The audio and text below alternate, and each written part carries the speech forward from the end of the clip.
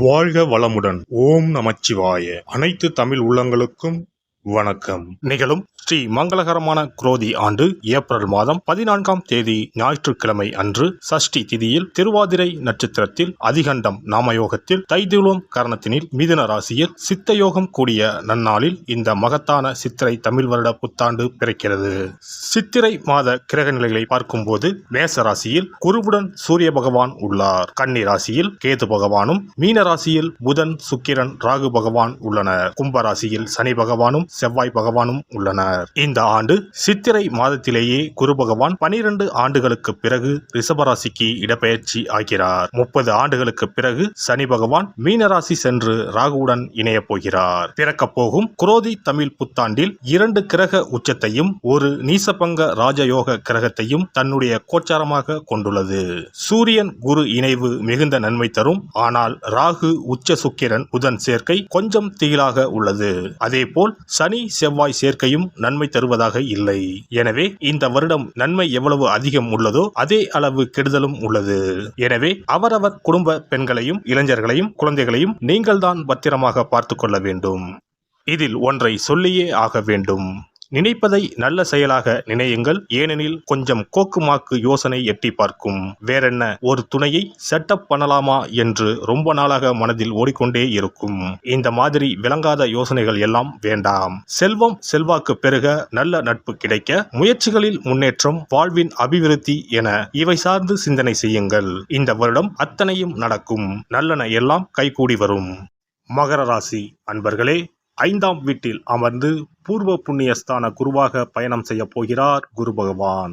குரோதி ஆண்டில் குருவின் பார்வை உங்கள் ராசியின் மீது விழுகிறது. 9ஆம் வீடு, 11ஆம் வீடுகளின் மீது குரு பகவானின் பார்வை விழுகிறது. குரோதி ஆண்டின் ஆரம்பத்திலேயே குரு பகவான் 5ஆம் இடமான பூர்வ புண்ணியஸ்தானத்திற்கு வரப்போகிறார். புத்திர பாக்கியம், தெய்வ அருள், புண்ணியங்கள், காதல் என்ற ஸ்தானத்திற்கு வருகிறார் குரு பகவான். குலதெய்வ அருள் கிடைக்கும். குரோதி ஆண்டில் மகர ராசிக்காரர்களுக்கு கெட்டி மேளம் கொட்டும். ராசியை 9ஆம் பார்வையாக குரு பார்ப்பதால் புகழ், கீர்த்தி, அந்தஸ்து பெறலாம். வாடகை வீட்டில் குடியிருப்பவர்கள் புது வீடு கட்டி குடி போகலாம். பாதியிலேயே நின்று போன வீட்டு வேலைகள் பூர்த்தியாகி சுபகாரியம் நடக்கும். பிள்ளைகளால் பெருமைகள் கிடைக்கும். குரு பகவானின் பார்வை உங்கள் ராசிக்கு 9ஆம் வீட்டின் மீது விழுவதால் கும்பிட போன தெய்வம் குறுக்கே வந்தது போல நினைத்த காரியம் எல்லாம் உடனடியாக நிறைவேறும். தடைகளை தாண்டி சுபகாரியம் நடைபெறும். பிள்ளைகள் விருப்பப்படி படிப்பும் அமையும். வசதி வாய்ப்பு பெருகி நிம்மதியான சூழ்நிலை கூடும். எதிர்பார்த்த பதவி உயர்வு, இடமாற்றம், புது வேலைக்கு முயற்சி செய்தவர்களுக்கு வாய்ப்புகள் கைகூடி வரும். திருமணமாகி நீண்ட நாட்களாக புத்திர பாக்கியம் இல்லாதவர்களுக்கு குழந்தை பாக்கியம் கிடைக்கும். லாபஸ்தானமான 11ஆம் பாவத்தின் மீது குரு பார்வை கிடைப்பதால் வழக்குகளில் சாதகமான தீர்ப்பு கிடைக்கும். பூர்வீக சொத்துக்கள் மூலம் அனுகூலம், ஆதாயம் கிடைக்கும். சொத்து விஷயத்தில் கடன்பட்டவர்கள் கடனை அடைத்து நிம்மதி பெருமூச்சு விடலாம்.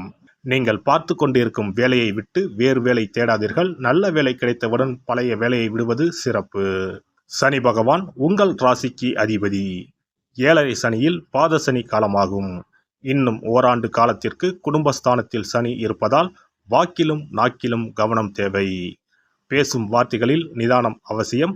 தன வருமானமும் லாபமும் கிடைக்கும். சனியின் பார்வை ராசிக்கு 4ஆம் வீடு, 8ஆம் வீடு, 11ஆம் வீடுகளின் மீது விழுவதால் கஷ்டங்களை எளிதாக கடந்து விடலாம்.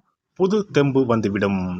2025ஆம் ஆண்டு மார்ச் வரைக்கும் சனி பகவான் பாத சனியாக தொடர்வதால் கொஞ்சம் கவனம் தேவை. குரோதி ஆண்டின் இறுதியில் 7.5 சனி முடிவுக்கு வரப்போவதால் தெம்பும் தைரியமும் அதிகரிக்கும். குரோதி ஆண்டு முழுவதும் ராகு 3ஆம் வீட்டிலும் கேது பாக்கியஸ்தானமான 9ஆம் வீட்டிலும் பயணம் செய்கின்றனர். குரோதி ஆண்டு முதல் உங்களுக்கு செழிப்பான வாழ்க்கை அமையும். புது முயற்சிகள் யாவும் வெற்றி பெறும். தேவைகள் பூர்த்தியாகும். உங்களுடைய நீண்டகால கனவுகள், லட்சியங்கள் நிறைவேறும். குடும்பத்தில் நீண்ட நாட்களாக இருந்து வந்த பிரச்சனைகள் தீரும். பாக்கியஸ்தானத்தில் மோட்சத்தை கொடுக்கக்கூடிய கேது பயணம் செய்வதால் இதுவரை தடைபட்டு வந்த காரியங்கள் எல்லாம் இனி தடையில்லாமல் நடைபெறும். மாணவர்களுக்கு படித்த படிப்புக்கு ஏற்ற நல்ல வேலையும் கை நிறைய சம்பளமும் கிடைக்கும். குரோதி ஆண்டில் மகர ராசிக்காரர்களுக்கு அற்புதங்கள் ஏற்பட போகிறது. அனுபவிக்க தயாராகுங்கள். சூரிய வழிபாடு கண்டிப்பாக பின்பற்ற வேண்டும். சூரியனார் கோவில் ஒரு முறை சென்று வரவும். சிறப்பு பரிகாரம். செவ்வாய் தோஷம் நீங்க செய்ய வேண்டிய பரிகாரங்கள் என்னென்ன, வழிபட வேண்டிய தெய்வம் யார் என்பதனை பற்றி காண்போம். நவ கிரகங்களில் சூரியனுக்கு அடுத்தபடியாக செயல் ஆற்றல் உள்ள கிரகம் செவ்வாய். ஆளுமை திறன், ஆற்றல், வீரம், அதிகாரம் செய்தல், வளைந்து கொடுக்காத தன்மை, தர்மம், நீதி, நேர்மை, நியாயம் போன்ற அம்சங்கள் கொண்ட கிரகம் செவ்வாய். செவ்வாய் பலமாக இருந்து நல்ல ஆதிபத்தியம் பெற்று அவரது தசை நடக்குமானால் சகோதர சகோதரிகள் மூலம் பெரும் அனுகூலம் ஏற்படும். பெரிய பதவிகளில் உள்ளவர்கள், தொழில் அதிபர்களின் தொடர்பு கிடைத்து அதன் மூலம் முன்னேற்றம் உண்டாகும். பலமற்ற ஆதிபத்தியம் பெற்று தசை நடக்குமானால் கீழே விழுவதும் அடிபடவும் நேரிடும். வாகன விபத்துக்களை சந்திக்க நேரிடும். இரத்த காயங்கள், வெட்டுக்காயங்கள், இரத்த சம்பந்தமான நோய், சித்தப்பிரமை, தலையில் அடிபடுதல் போன்றவற்றை ஏற்படுத்துவார் செவ்வாய் பகவான். வீண் வழக்குகள், சண்டை சச்சரவுகள், மறைமுக நேர்முக எதிரிகள், பொருள் களவு போகுதல், செய்தொழில் வியாபாரத்தில் திடீரென்று பெருத்த நஷ்டம், அரசாங்க கெடுபிடி, பதவி இறக்கம், மறைந்து வாழும் சூழ்நிலை என்று பலவகை இன்னல்களை உருவாக்குவார். செவ்வாய் முதலான தோஷங்கள் அனைத்தும் நீங்க அவரின் அருளை முழுவதும் பெற செவ்வாய்க்குரிய அதிதேவதையான முருகனை வழிபடுவதும், கோதுமை ரொட்டி, வெள்ளை எள் கலந்த இனிப்பு பலகாரங்கள், துவரை போன்றவற்றை ஏழைகளுக்கு தானம் கொடுப்பதும் நல்லது. செவ்வாய் கிழமைகளில் விரதம் இருந்து செவ்வாய் பகவானுக்கு விளக்கேற்றுவது, சஷ்டி விரதம், கிருத்திகை விரதம் மேற்கொள்வது, தினமும் கந்த சஷ்டி கவசம் படிப்பது நல்லது. மேலும் செவ்வாய்க்குரிய கல்லான பவளக்கல்லை மோதிரத்தில் பதித்து அணிவது, சிவப்பு நிற ஆடையை அணிந்து கொள்வது, செப்பு பாத்திரங்களை உபயோகிப்பது போன்றவற்றால் செவ்வாயால் உண்டாகக்கூடிய தோஷங்கள் குறையும். செவ்வாய் பகவானுக்கு செய்யும் பரிகாரங்கள் அனைத்தும் முருகனுக்கு உகந்தது என்பதால் முருகனின் திருவருளும் கிட்டும். திருமண வாழ்க்கையில் செவ்வாய் பகவானுக்கு முக்கிய பங்கு உண்டு. திருமணத்துக்கு வரன் பார்க்கும்போது பிள்ளைக்கோ அல்லது பெண்ணுக்கோ செவ்வாய் தோஷம் இருக்கிறதா என்றுதான் முதலில் கேட்பார்கள். அந்த அளவுக்கு செவ்வாய் தோஷம் மிகவும் முக்கியமானதாக பார்க்கப்படுகிறது. ஒருவரின் ஜனன ஜாதகத்தில் லக்னம், சந்திரன், சுக்கிரன் ஆகியோருக்கும் செவ்வாய் இருக்கும் இடத்திற்கும் உள்ள தொடர்பை கொண்டுதான் செவ்வாய் தோஷம் ஒருவரின் ஜாதகத்தில் எந்த அளவுக்கு வலிமையாக இருக்கிறது என்பதை கணிக்க முடியும். செவ்வாய் தோஷம் இருக்கிறது என்றால் நம்பிக்கையோடு மிக எளிய பரிகாரங்களை செய்வதன் மூலம் தோஷ நிவர்த்தி பெறலாம். செவ்வாய் தோஷம் என்பது திருமண தடையை ஏற்படுத்துவது மட்டுமல்லாமல் மேலும் பல இடையூறுகளையும் ஏற்படுத்தும்.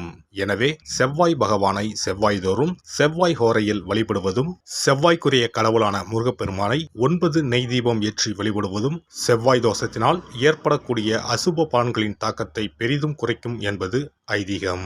செவ்வாய் தோஷம் ஒருவருக்கு இருந்து ஒருவருக்கு இல்லை என்றால் திருமணம் செய்யக்கூடாது என்பது சாஸ்திரம். இருவருக்கும் இந்த தோஷம் இருந்தால் திருமணம் செய்து வைக்கலாம் என்று சிலர் சொல்வார்கள். ஆனால் பொதுவாக தோஷம் ஒருவருக்கு இருந்தாலும் சரி அல்லது இருவருக்குமே இருந்தாலும் சரி, தக்க ஜோதிடர்களை ஆலோசித்து முறைப்படி பரிகாரங்கள் செய்வதுதான் சரி. செவ்வாய் தோஷத்தால் திருமண தடை உள்ளவர்கள் வைத்தீஸ்வரன் கோவிலுக்கு வந்து அரசமரத்தடி விநாயகர் ஆதி வைத்தியநாதரை வழிபட்டு ஆலமரத்தை சுற்றி வர வேண்டும். வைத்தியநாத சுவாமி, தையல்நாயகி அம்மன், செவ்வாய்க்கு அதிதேவதையான முருகப்பெருமானை வழிபட வேண்டும். சன்னதியில் உள்ள செவ்வாய் பகவானுக்கு சிகப்பு வஸ்திரம் சாத்தி அபிஷேகம் செய்து பரிகாரம் செய்ய தடைகள் நீங்கும். இந்த வீடியோ பதிவு உங்களுக்கு பிடித்திருந்தால் லைக் பண்ணுங்க, கமெண்ட் பண்ணுங்க, ஷேர் பண்ணுங்க, மறக்காம சப்ஸ்கிரைப் பண்ணுங்க, பக்கத்துல இருக்கிற பெல் பட்டனை கிளிக் பண்ணுங்க. நன்றி, வணக்கம். ஓம் நமச்சிவாய. சிவாய நம.